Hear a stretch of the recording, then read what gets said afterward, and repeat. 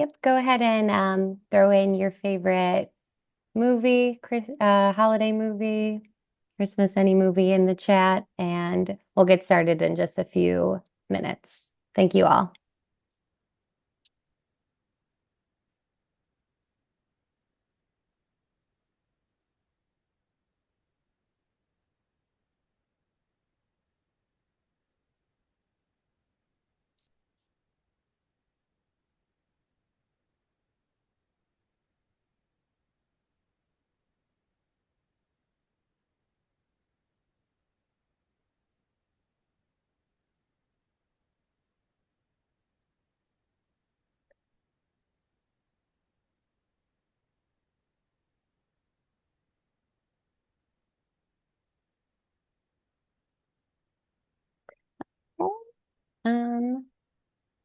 I think we'll just give it a little bit more and then we'll get started.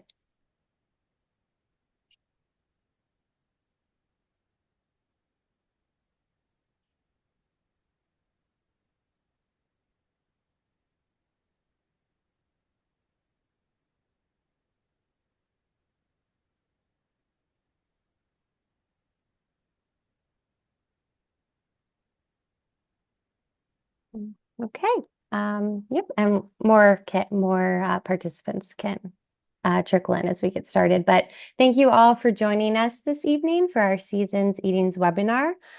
Wishing you all happy holidays from CFAAR, MOCHA, and our allergy advocate friends. Tonight we have joining us Dr. Sai Nimmagadda, Dr. Melissa Engel, Denise Bunning, who leads MOCHA, Ryan Smith, a MOCHA intern, and then Zacky, who is a wonderful food allergy advocate.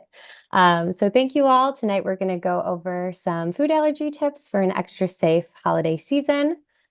Before I let all our panelists introduce themselves, I just wanted to go over a couple ground rules for the webinar. Please participate in the chat with questions or comments, or share your experiences. We'd love to hear from you. As well as this webinar will be recorded and shared on our YouTube channel, so you'll be able to access the recording. We will share it after the webinar is over tonight. We'll share it to you all through email from CFAAR, and we'd love you to share it with your networks. So we can go ahead and introduce our panelists. And panelists, I'd love you all to give a little bit about yourself to our audience and share your favorite holiday movie if you haven't done so already, or your favorite sweet treat or holiday tradition, or all three. So go ahead, Melissa, you can take it away. Oh, I think you just muted. There you Sorry. Okay. Hi, I'm Melissa. I'm a postdoctoral fellow in psychology at Lurie Children's Hospital and here at CFAR. And my favorite holiday movie is definitely Elf. In fact, I'm currently wearing a sweatshirt that's hard to see, but it says candy, candy canes, candy corn, and syrup. I'm trying to wear it as many days this week as I can. Um, and my favorite holiday tradition is probably building gingerbread houses using graham crackers that are free of the top nine allergens and a variety of candy and homemade frosting. And this is because, like, growing up, I couldn't have any of the gingerbread house kits because of my food allergies. So my family got creative, and we still do this. And it's a lot more fun that way, in my opinion, because you can just be like really imaginative, and we always have a contest. So I'm determined to keep my winning streak this year. love it. Here you go, Sai. Hi. Yeah, I'll go next. Hi, I'm Sai Nimmagadda. I'm currently here at CFAR. I'm the chief allergist for the Center for Food Allergy and Asthma Research. Also an attending at the Lurie Children's Hospital here in Chicago. Been in this space for about 32 years, so I've seen a lot of holidays through my time, and I've seen a lot of like different celebrations and all. My favorite tradition is always getting the Christmas tree out from the crawl space, getting it all up, and my kids always make fun of me when I put it all together and turn the lights on. I start singing "Oh Christmas Tree, Oh Christmas Tree," but it's not a very good edition of it. I do love the holiday parties, especially getting together with family and friends, celebrating different occasions, and the holiday treats are always so nice to have. I put on about 2 or 3 pounds during the season, and it's always good to have a drink and a toast with friends, and to make sure we ring in the new year.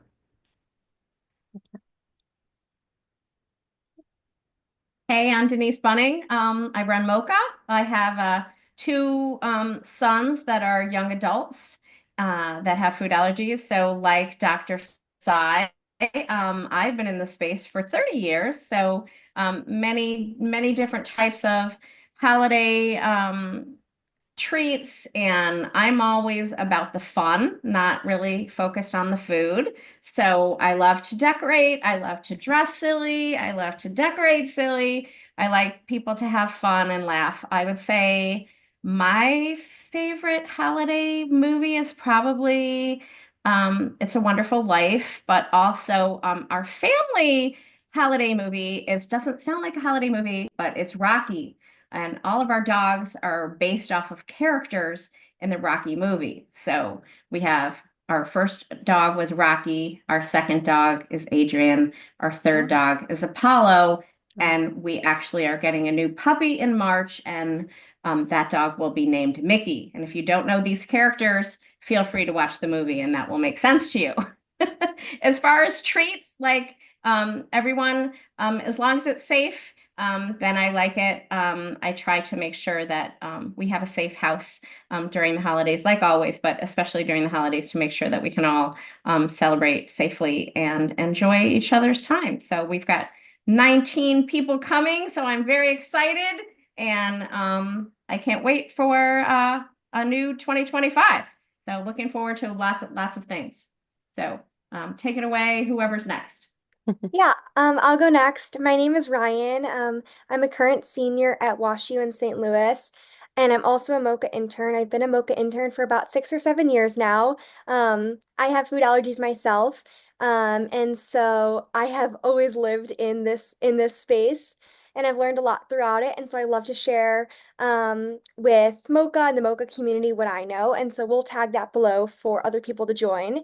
My favorite holiday movie is Elf, and my favorite treat is hot chocolate. My mom and I have hot chocolate every single night together when I'm home from college, and I love the Christmas themed Oreos, the one with like the red filling.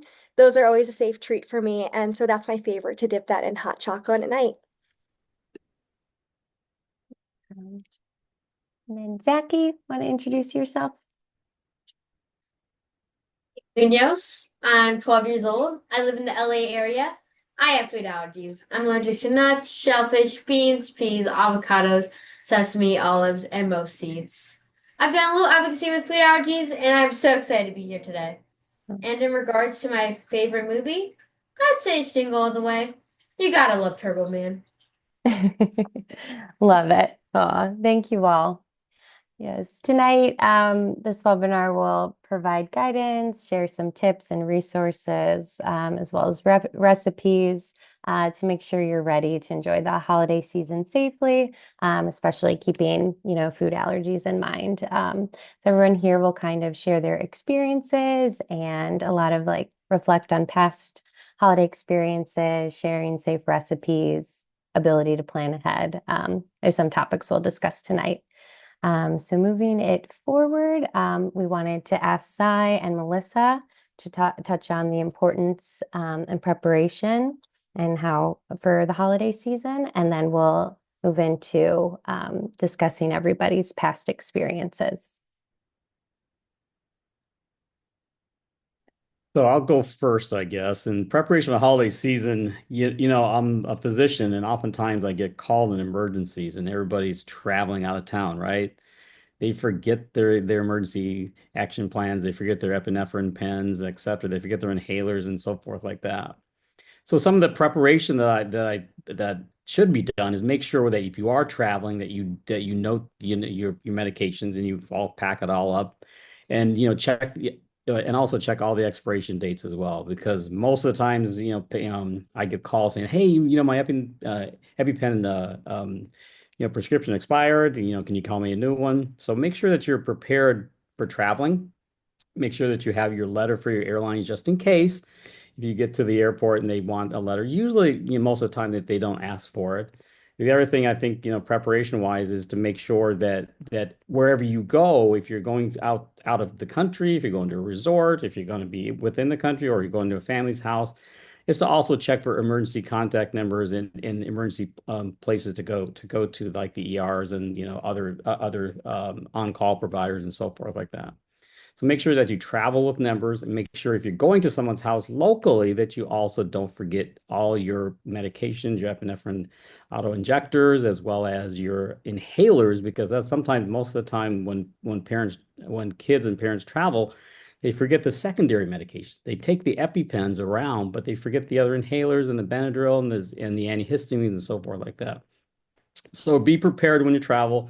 Make sure that you have all your medications in a safe place and make sure that you can get to it, access it quickly and easily. And when you get to your new place or your destination, make sure it's not buried in your bag. Make sure that you take it out, put it in a nice, room temperature controlled room.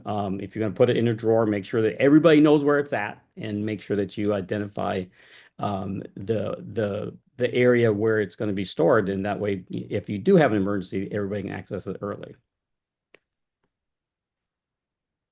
Right, so I'll add a little bit of preparation, not really from the medical side, but from the psychosocial side and how to be able to maximize enjoyment and participation in holiday and winter gatherings. So I think just as it's important to have a plan and be prepared in terms of carrying your medicine, it's also important to have a plan for like how you'll participate in those activities, what's going to happen, and something that can sometimes be frustrating for families managing food allergies is the extra time and work that's sometimes required up front. However, that work usually pays off. For example, if you find out that you're going to a party where there'll be cookie decorating, that can be really helpful to, ask the host ahead of time so that you can either bring your own safe cookies to decorate or suggest that the host buy a specific brand of packaged cookies that you can safely enjoy. Because it's a lot more fun when you can participate in the activity than watching everyone participate while you just are kind of there and are acting really hangry. I also think that for kids, I mean, this is true for adults as well, but I work with kids and teenagers, so that it can be helpful to ask them like what they prefer. Like some kids like to bring the same allergy safe cookie like everywhere they go, no matter if it's like, Christmas or Hanukkah or their birthday or just like a random Wednesday like today, versus others are like very much want to have what everyone else is having and stand out and be like normal, stand out as little as possible, be normal as much as possible. So I think that that's something to keep in mind is that there isn't really like one right way to handle the holidays and that every person with food allergies is different.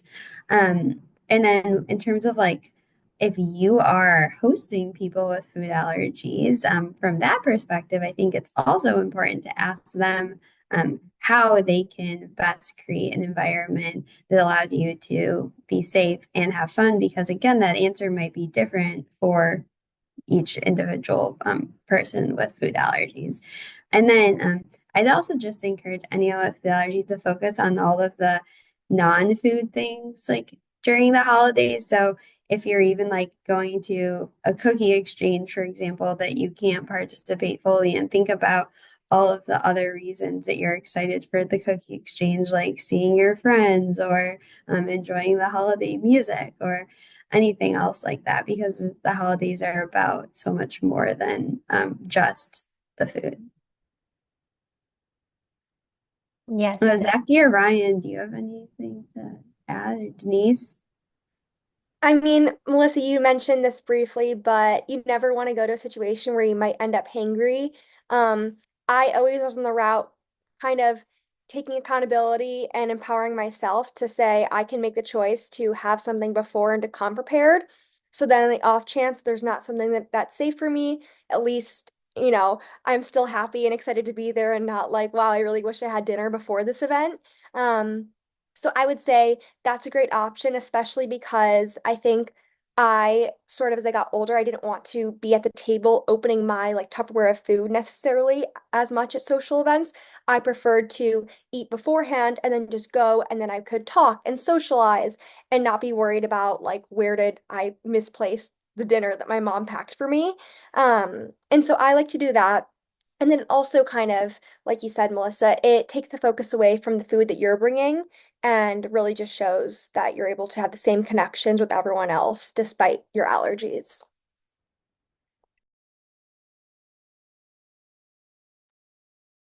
Absolutely. No, thank you all. Hey, one thing I just want to say, I want everybody to live their lives and go out and celebrate the holiday season, so be prepared and you can go to places, you can travel, you can see the world, and you can go to families' houses. So be prepared, but live your lives, enjoy the life that you can have. Yes, absolutely. And if anyone would like to put, their experiences in the chat, and I would love to hear more from uh, all of you on reflecting on some past holiday experiences you've had, just common challenges you faced, personal stories, struggles, anything you all have experienced. If I could go first. Yes. Honestly, I think the holidays are a crazy time. You're reconnecting with people you don't usually hang out with or haven't seen in a long time.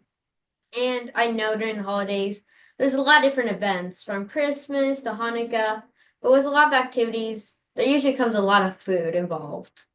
Like I know as a student, yesterday we actually had a candy salad, for example, where everybody got a different candy and they put them into one big little bag thingy. And I think there's you could see the problem with that, having food allergies, a lot of candy. But the best way to deal with that is simply just spread awareness and education. Inform people about your food allergies and hope that they make the right call.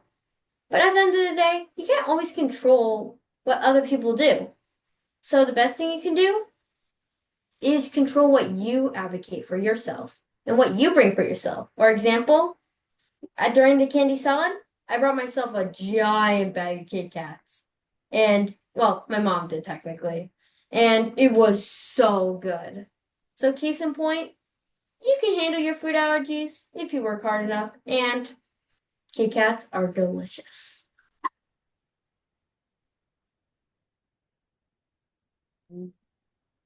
Denise, with your family, do you have any past experiences you'd like to share? So many, right? So I always say on food allergies, like Dr. Sai just said, you want to live your life. So there's a way to do it safely. And you do need to be prepared. The moms and dads and caregivers you're either bringing things to someone's house or you're hosting. You do need to adapt recipes. You need to talk to the host or talk to the restaurant or talk to wherever you're going to prepare so that you can have this safe and fun, because it's about being with the people you love, friends, family, laughter, enjoyment. And if you can take the focus off like everyone's having a certain food or change, we talked about recently how traditions are certain different types of foods, but that doesn't have to be the case. Like a breakfast food can be a lunch food that can be a dinner food. And in our family, if it's safe, it's for sure that something is gonna, that safe food is definitely gonna end up at our table because we want everyone to feel comfortable. I do think that as the food allergic individual gets older, they need to take the reins from the caregiver, from the mom, from the dad, and they need to say, you know what, that's not important to me, but this is. Or, hey, it would be really helpful if, and they could allow you to start, because you want to help them advocate. And as Zacky said, the best thing for the food allergic individual is to advocate for themselves. And some people, the most important part of a holiday is the decorations. And some people, it's the movie. And some people, it's certain foods, but what can we do to make everyone feel happy? So I think that a lot of planning, a lot of preparation, and along the way, a couple bumps in the road, but that's okay because that does take, it does help educate your friends and your family. And as long as you have your medication handy and hopefully it's not too serious, and then you can prepare for next time and have that ready to go for the next time. I also want to add that I know that for families with managing food allergies, that sometimes holidays, whether it be like the winter holidays or Halloween, like at our last webinar, tends to like elicit a lot of anxiety and this like really big deal about how are we going to manage our food allergies in this situation. And it totally makes sense, like as Zacky said, that maybe you're around extended family or people that you don't usually see, or you're traveling, or there's class parties with candy salads. But in a lot of ways, managing food allergies during the holidays is just like managing food allergies during any other day, like a random Wednesday like today, and that just keeping the essentials in mind of always carrying your epinephrine, making sure it's not expired, communicating your needs appropriately, whether that be to extended family members or the people at the restaurant or the teachers or work colleagues, and then having a plan in terms of what you're going to eat, bringing your own food if you need to, or eating before, or making sure that there's safe food at where you're going. It's pretty much all the same steps, just adapted to the holidays. So I think that if you can change your like attitude towards it as being like, oh, now I'm managing food allergies, but there's like, Buddy Elf is involved, or like there's some great holiday music to accompany this. It can kind of frame it as more of a holiday excitement rather than a holiday fear. I also would like to add just one more thing about this. I think it's an incredible learning experience and a way to really, come into yourself and your ability to advocate for yourself, like Zacky was also mentioning. I know I've been in multiple situations where people know I had an allergy, showed up to a dinner, and I saw like, oh no, walnuts on the table. And there's a few things you can do. I could go to my parents and say, hey, can you tell the host? Um, or I could just sit there and be really anxious about people touching and then maybe touching me or cross-contamination. But I learned pretty quickly and early on in my life that if I want it to change and I want to feel safe for myself, then I have to, be the one to do that. And so it doesn't have to be awkward. It doesn't have to be a big confrontational thing, but going up to the person and saying, hey, I don't know if you forgot, but I'm actually really allergic to cashews. It would make me a lot more comfortable if you could not serve those or maybe put them away. And everyone is usually so accommodating because no one wants you to feel unsafe. But I think it's better to do that than I would be, scared that someone was going to touch that and then touch a fork and then maybe touch me. So, it's really taking control of your situation. So you should be able to relax and enjoy your holiday just like everyone else is. You just might have to take those extra steps to do so. And I also want to acknowledge that sometimes it's not always easy to advocate for yourself, but it's important to practice and find other ways to do it. So I just wanted to chime that out there. Thank you all. And I'll just add that, like everybody said here today, to know what is being served, or at least to check ahead and, plan ahead, like, Melissa said, and also, Denise said, and Zacky and Ryan, you've got choices. And I always feel like, you could go to parties or go to, restaurants and have alternative sources of foods and alternative, or you can bring your own food. I've always advocated for parents to pack something that is safe for, especially for toddlers and like little children where they may not necessarily be able to verbalize what they're allergic to. And the parents are so busy and they're, busy, socializing. So sometimes it's just easier to bring a safe set of food or items for, to the event. That way you're not stressing, you can relax a little bit, enjoy the party, but yet still keep your children safe. Definitely. And I'd love to hear some tips for identifying and modifying traditional holiday recipes, choosing safe recipes. I know we touched on this a little bit, and I will put some resources and websites we have in the chat. But if anybody would like to share some safe recipe ideas and how to go about choosing those for the holiday.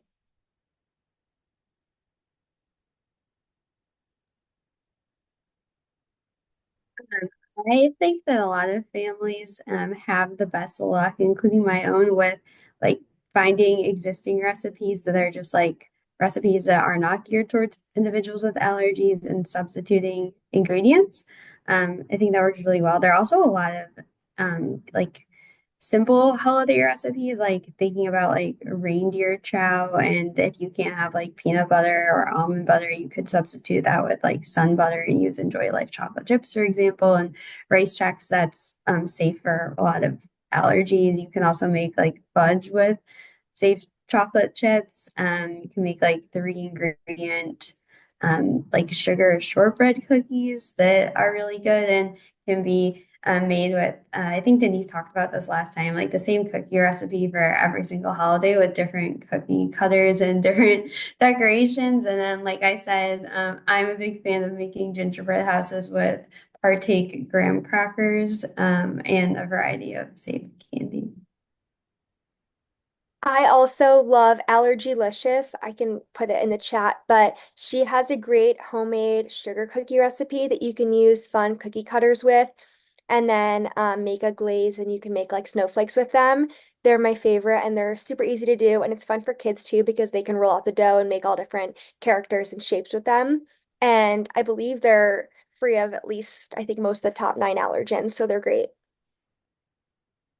Um, Personally, I'm not that much of a chef, but my mom makes some pretty good Mexican food. So you might want to check that out. It's on my website, Zacky's Universe. So if you're in the mood for some good Mexican food, go check it out.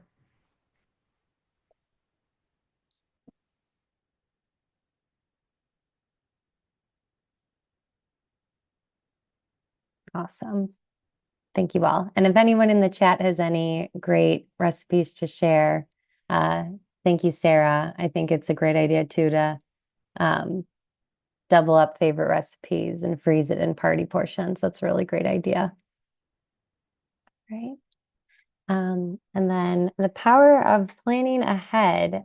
So why is it so essential to plan ahead for a holiday to ensure it to be a little bit more stress-free? Some kind of meal planning or, emergency kind of action plan.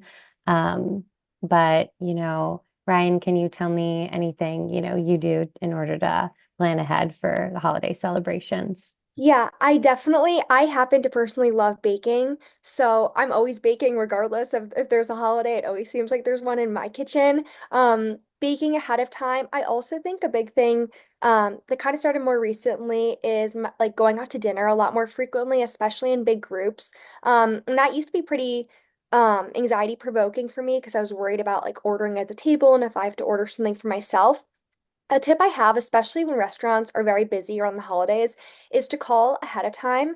And I usually just call and say, hi, like I have a tree nut allergy. I'm coming in. I just wanted to make sure that like there would be options that can be done safe. And to kind of just be upfront with that and to do that ahead of time. So then when I go to the restaurant, I'm not trying to communicate with multiple people to find out what has my allergens in it and what is safe. So that's a huge thing I do beforehand when I go out, especially when there's just everything's a little more chaotic than usual during this time of year, so it's great to check beforehand.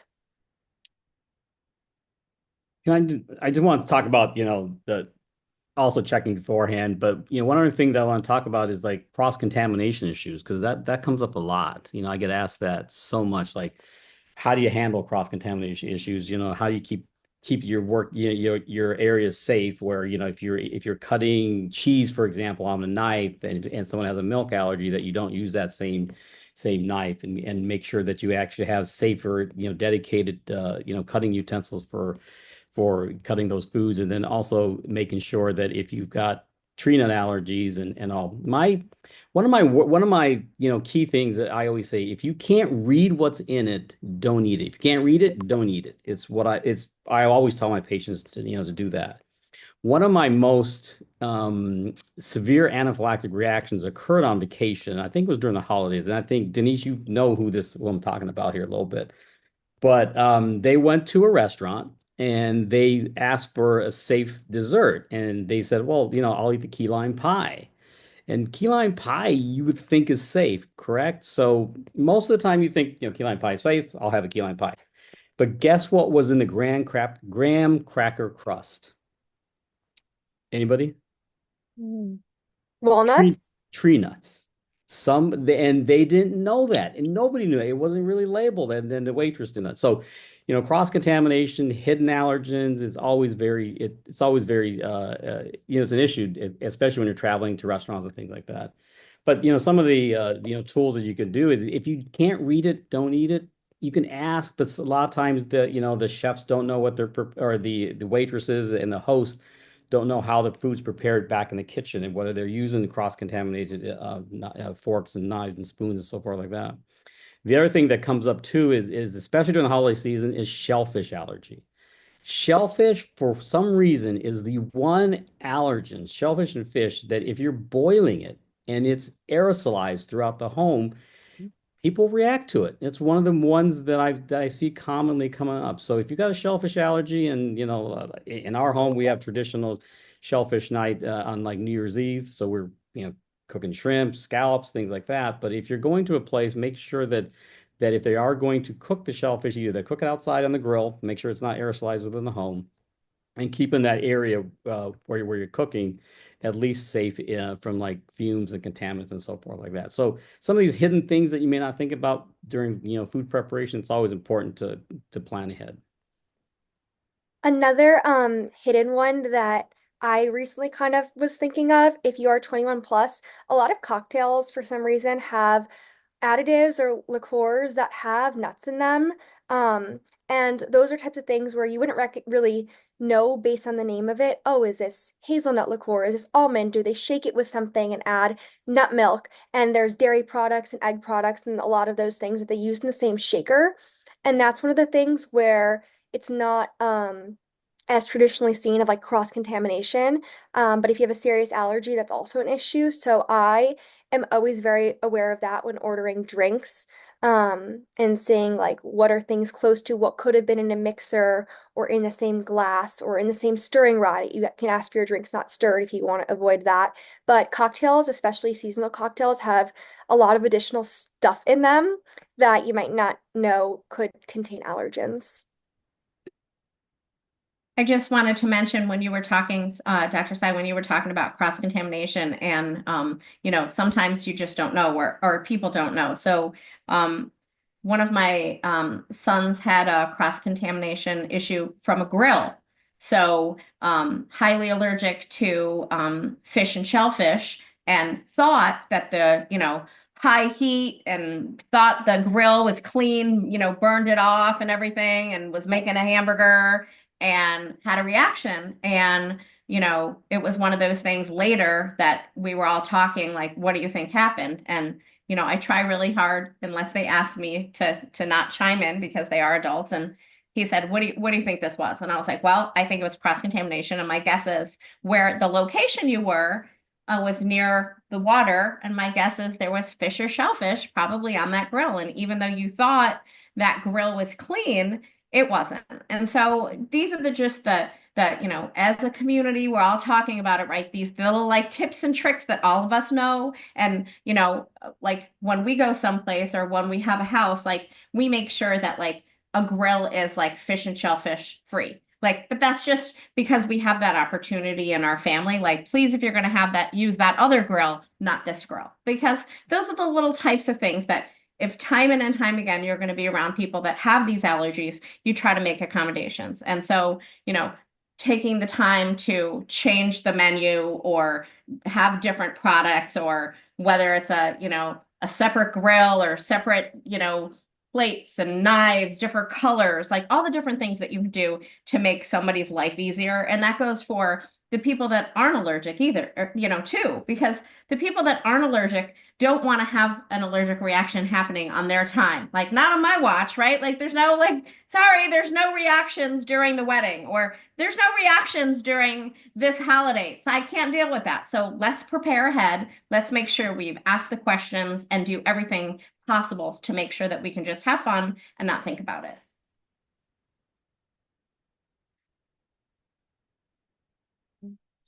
Yes, absolutely. Um, I think that was a really great conversation, and I think moving right along, we'll discuss informing friends and family and kind of how to advocate for, yourself and or your child. So if there's any great kind of script or conversation starter for discussing that with family members and friends, I'd love for you all to discuss what you've done before. Um, from my personal experience, the best way to tell people about your food allergies is just calmly and respectfully. Just educate them about your food allergies, let them know what food allergies are and how it works, and maybe what you're allergic to. But one thing we have to make sure to remember is that most people are not going to get it the first time or just not truly understand it because us with food allergies, we sometimes assume that most people will just understand it or will catch on easily. But to a lot of people, these are completely new things. For example, I know when I was telling my grandma about my food allergies, it took her a little while to truly understand about food allergies, and even then, she's still working on it. But it's not because she's angry or she doesn't love me, it's because she just simply doesn't know. So the best thing you can do is just be calm and patient and understand they're still learning.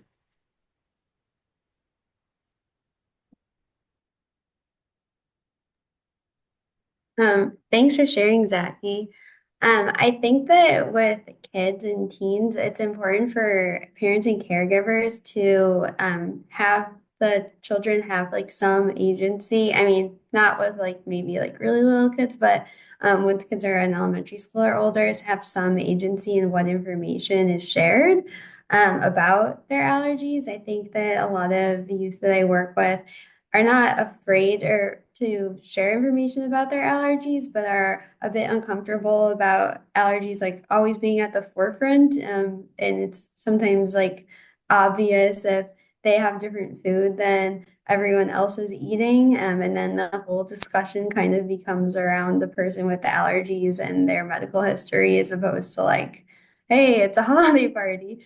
So I think that having like an elevator pitch, kind of like that you practice, that like caregivers and children can practice together. Like, oh, what are you going to say when someone asks, like, why are you eating different food, or why are you not eating this, or do you want this? And it's something that you can't have, like practicing just some like clear and concise a few statements so that you can, if you want to have a whole in-depth conversation about that, that's great. But if you don't, having like just a few like sentences or maybe like a short, boring, honest answer, and then kind of changing the subject to be about like all of the other things that are not your allergies that you do want to talk about.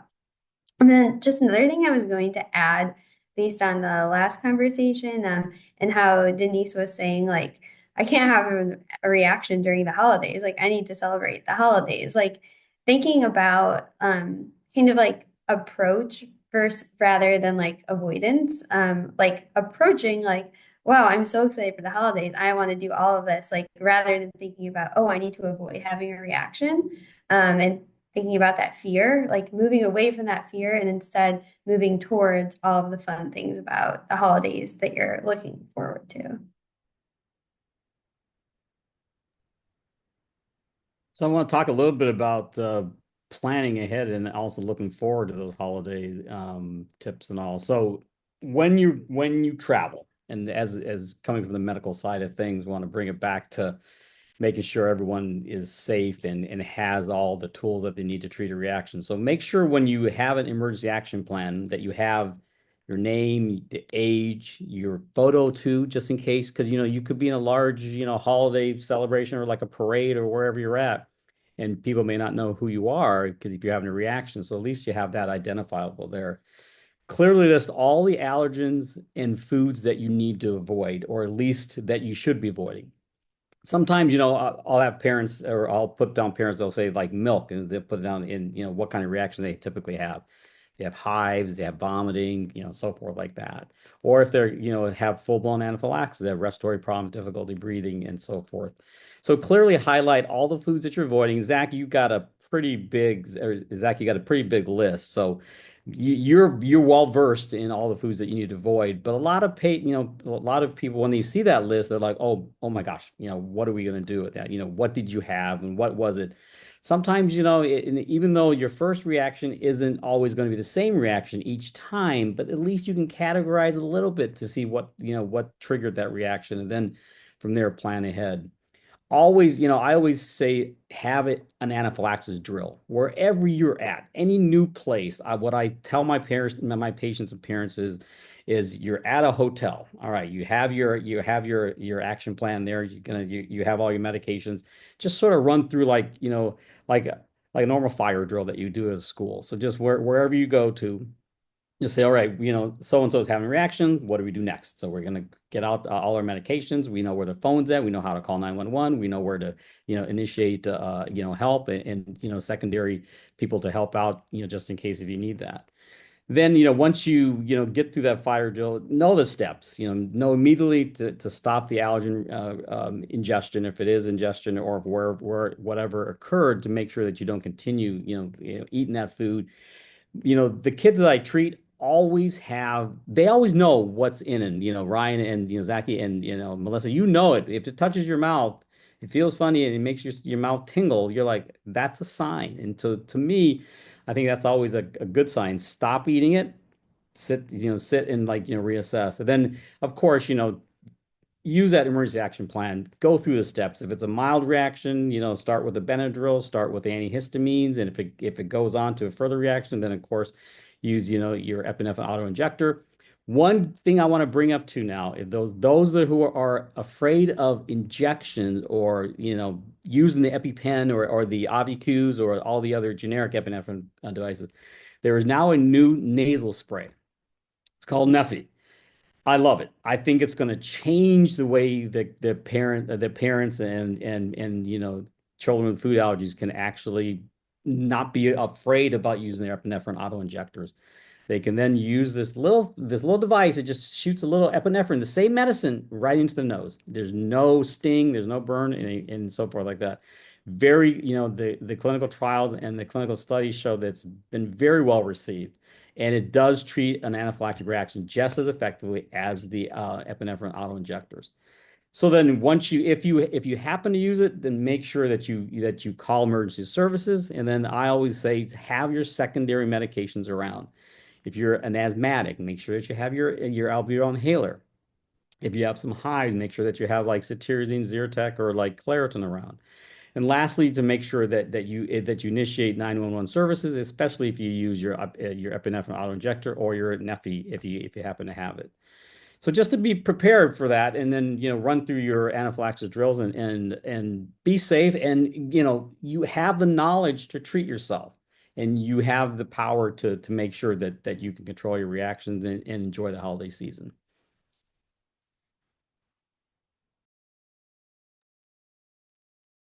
Awesome. Thank you so much, Sai. And if any of our panelists wanted to share one last key takeaway or put it in the chat, anyone here of, just some key tips and, help for navigating the holiday season coming up. And we'll, of course, be sharing resources after this webinar through email to all of us on tonight and to also our CFAAR and MOCHA contacts, just to help those navigate the holiday season. I'm just going to stay positive, right? Like if you want to have a fun time, you know what's important to you. Like if it's making a gingerbread house, make a safe gingerbread house. If it's making cookies, make safe cookies. If you want to have safe popcorn and watch your favorite movie, great. Like anything is possible. You just take a little bit of extra time. I've said that over and over and over through MOCHA, with teaching, with any parent, any child, any student that I've ever talked to. Where there's a will, there is a way. You just have to figure out what the steps you need to do. And if it's that important to you, then you're going to make that happen. So have fun, enjoy it, be safe, and reach out to any of us, any of the other food allergy organizations, because we want to make your life happy and safe and have a good time. I 100% agree with you, Denise. Spot on. And I also want to say is that my key takeaway was honestly, be prepared. First off, make sure that your food allergies, they aren't an inconvenience. You have to realize that, especially if you basically notify somebody ahead of time and showing that if you're telling somebody about your food allergies, it's going to be really simple for them. And second off, to realize that during the holidays, it's not about food. It's about the people you're spending time with and the memories that you're making. So realize that even if you have food allergies, you can ensure this holiday season is the best for everyone. So I hope you enjoy your holidays. That was awesome, Zacky. I would just reiterate what everyone said. I think food allergies do not define you. They're just another thing to, overcome, and they're an opportunity for growth. I think my allergy has given me a lot of insights and has made me really independent and really mature and a really good advocate for myself in many ways. So think of it like a learning experience, but I do understand it's hard. And so connect with others. That's why it's great to find a community like the one we have here. You can connect with us at MOCHA, and we give a lot of tips, particularly if you are a parent of a teen or you are a teen in high school or college and you need advice on navigating allergies and the social aspects. Feel free to reach out to us on MOCHA, DM MOCHA. I'm on the Instagram. Happy to give advice there. But yeah, overall, kind of turning this into a positive and a growth opportunity. And I just want to say that I've been in this field for 32 years, and it has grown immensely. And Denise and I have chatted many a times, and all when we first started, food allergy and how to prepare for holidays. It was so hard to do. Nowadays, the wheel's been invented. You don't need to reinvent the wheel. I think the key takeaway points here is reach out for resources. There's tons of resources in your community. Reach out to MOCHA. I think Denise and her entire organization has got a huge binder for different, for holiday parties, for 504 plans, for, educational plans, for school settings, for daycare, so forth like that. So you don't have to reinvent the wheel overall. And lastly is to enjoy the holidays. And like Ryan says, and Zacky and Melissa and everybody here, that we want you to enjoy the holidays. Plan ahead. Plan. Be prepared, take your medicines, and everything will be great. And this would be like one of many holiday seasons that you'll be able to enjoy going forward.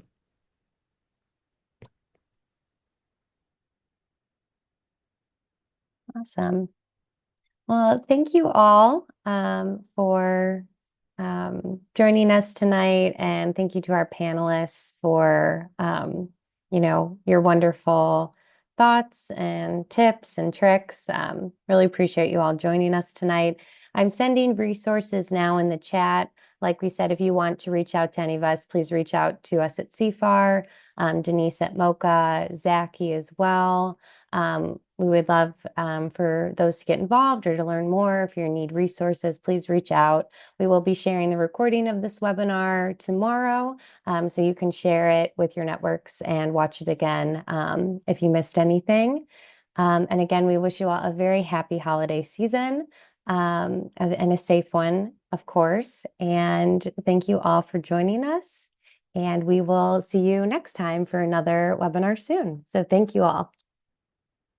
Thanks for coming, everyone. Thank you. Bye. Happy holidays, everyone. Happy Happy holidays. holidays.